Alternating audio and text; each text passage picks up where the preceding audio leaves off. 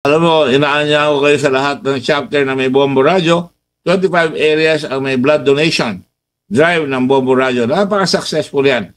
Malaking tulong yan sa isang araw. Ang dami mabibigyan ng dugo. At masasabi ko sa inyo, ang Red Cross sa tulong ng mga katulad ninyo, mga stasyon ng Bombo at mga tao nagbibigay ng palagi-palagi. Katulad nga ng isang araw, yung mga apo ko nagpunta ng piyestang patay sa Olongapo.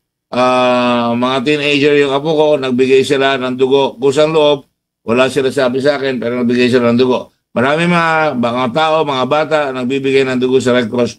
Kaya, masasabi ko, pag humingi kayo ng dugo sa Red Cross, hindi kayo mabibigo.